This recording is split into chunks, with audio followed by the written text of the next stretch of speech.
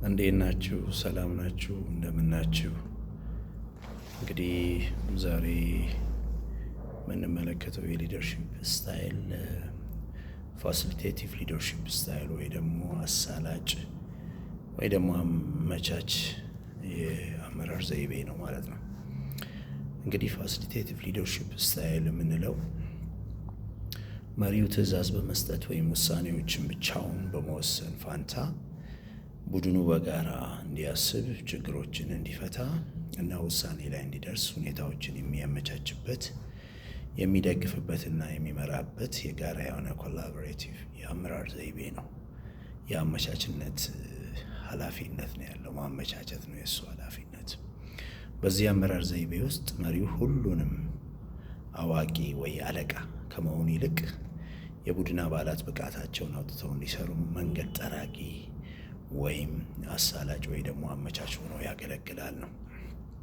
እንግዲህ ኮር ካራክተር አለው። የዋናው ሂደት ላይ ነው የሚያተኩር። ይሄ አይነት ሊደርሺፕ መሪው ትኩረት የሚያደርገው ስራው እንዴት መሰራት እንዳለበት መድረክ በማመቻቸት ውይይቶችን በማዋቀር በመምራት ላይ ሲሆን ምን መሰራት እንዳለበትና ሀሳቦችንና ውሳኔዎችን ግን ለቡድኑ ይተዋል ማለት ነው። ሁለተኛ ሁሉን አቀፍነትና ማዳመጥ ነው። ይሄ ኢንክሉሲቭ እንደ አክቲቭ ሊስኒንግ ነው። የእያንዳንዱን አባል ድምፅ እንዲሰማ ያደርጋል። ጥቂት ተናጋሪዎች ብቻ ውይይቱን እንዳይቆጣጠሩት በማድረግ ለመናገር የሚፈሩ ሰዎች ካሉ የእነሱን ሀሳብ ጭምር አውጥቶ ለመጠቀም ጥረት ያደርጋል ማለት ነው። በጥቂት ሰዎች መያዝ የለበትም፣ ሀሳብ ሁሉም መሰብሰብ አለበት የሚል የራሱ የሆነ እንትን አለው ማለት አቋም አለው። ሌላው የጋራ ስምምነትን መገንባት ነው። እንግዲህ ይሄ ውሳኔዎች ከላይ ወደ ታች በትዕዛዝ ከሚወርዱ ይልቅ በሀሳብ መግባባትና በጋራ ስምምነት ላይ የተመሰረተ እንዲሆኑ ያደርጋል ነው።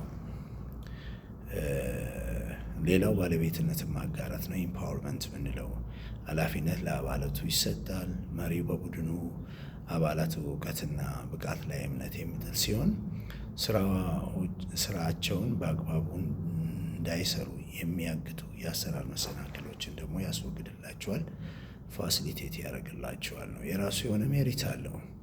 ጥቅሞቹ ውስጥ አንደኛው ከፍተኛ የተነሳሽነት ባለቤትነት ስሜት ነው። እንግዲህ የቡድን አባላት ውሳኔ ላይ ቀጥተኛ ተሳትፎ ስላላቸው ለተግባራዊነቱ ያላቸው ቁርጠኝነት ከፍተኛ ነው። ተቃውሞም በተወሰነ መልኩ ይቀንሳል ማለት ነው።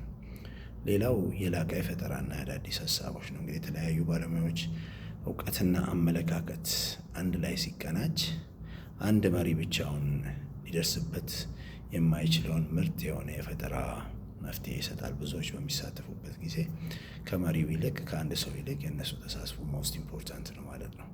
ሌላው የሰራተኞችን አቅም መገንባት ነው።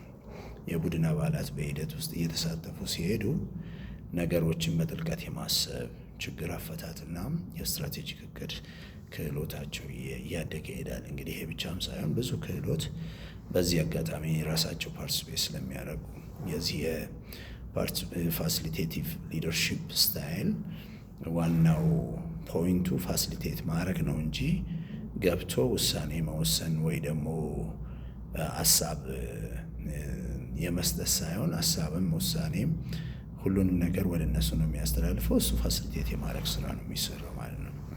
ሌላ የጋራ ተጠያቂነት መኖር ነው። እንግዲህ ውሳኔዎች አካውንታቢሊቲ በመሪው ብቻ ላይ አይደለም። ለምን የራሱን ፓወር የራሱን ዲሲሽን ሜኪንግ ካፓሲቲ ወደ ታች ሼር ስላደረገ የእሱ ሮል ፋሲሊቴት የማድረግ ስራ ስለሆነ ውሳኔዎች በጋራ የተወሰነ ስለሆነ አንዱ ሌላውን የመቆጣጠር እና የጋራ ተጠያቂነት የመሸከም ባህል ያድጋል ነው። ይሄ አካውንታቢሊቲ የምንለው ለአንድ ለመሪው ብቻ አይተውም፣ ሁሉም ፓርቲሲፔት እያደረገ ስለሆነ ስለዚህ አካውንታቢሊቲ በሁሉም ላይ ይሆናል ማለት ነው። ጉዳቶች አሉት። ዲሜሪትስ ብዙውን ጊዜ መፍጀት ነው። እንግዲህ የጋራ ስምምነት ለመድረስ ስብሰባዎችና ውይይቶችን ለማድረግ ረጅም ጊዜ ይወስዳል። ስለዚህ ለአስቸኳይና ለድንገተኛ ውሳኔዎች የሚሆን አይነት ሊደርሺፕ ስታይል አይደለም።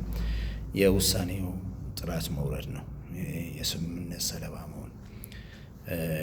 እንግዲህ ይሄ ሁሉንም ሰው ለማስደሰት የግድ ስምምነት ላይ ለመድረስ ሲባል አንዳንድ ጊዜ ትክክለኛውና ጥራት ያለው ውሳኔ ላይወሰን ይችላል የሚል ዲሜሪት አለው። የሚና መደበላለቅ ሊኖር ይችላል፣ ግራ መጋባት። ሂደቱ በጥንቃቄ ካልተመራ ባለሙያዎች መሪውን እንደ ደካማ፣ ውሳኔ የማይደፍር ወይ ግልጽ ራዕይ እንደሌለው አድርገው ሊያዩት ይችላሉ። ለምን? ያለውን ፓወር ያለውን ሪስፖንሲቢሊቲ ወደ ታች ሼር በማድረግ እሱ ፋሲሊቴት የማድረግ ስራ ስለሚሰራ እንደ ደካማ ሊታይ ይችላል ነው። ሌላው ከፍተኛ ማሳለጥ ክህሎት መፈለጉ ነው። ይሄ እንግዲህ ችሎታ ወይም ክህሎት ስኪል ይፈልጋል። ይሄ ፋሲሊቴቲቭ ሊደርሺፕ ስታይል፣ የፋሲሊቴሽን ሊደርሺፕ ስታይል፣ የማመቻቸት ሊደርሺፕ ስታይል ስኪል ይፈልጋል። የማሳለጥ የማመቻቸት ስራ ከፍተኛ ብቃት ይጠይቃል። መሪው ይሄንን ክህሎት ከሌለው ውይይቱ ወደ ማብቂያ ወደ ሌለው ክርክርና ወደ መከፋፈል ሊያመራ ይችላልና ጥንቃቄ ይፈልጋል ማለት ነው። ስለዚህ ዛሬ ያየነው ሊደርሺፕ ይሄንን ነው።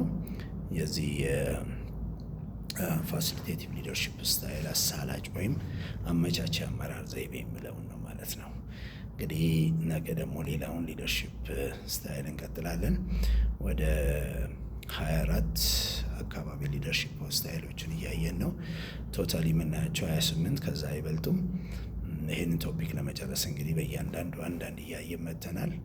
ዛሬ አይ ቲንክ 24ኛ 25 24 አካባቢ አይተናል። በሚቀጥሉ የሚቀጥሉትን እናያለን። ስለነበረን ጊዜ እጅግ አድርጌ አመሰግናለሁ። ቀኑ መልካም ይሁንላችሁ። ቴንክ ዩ ሶ ማች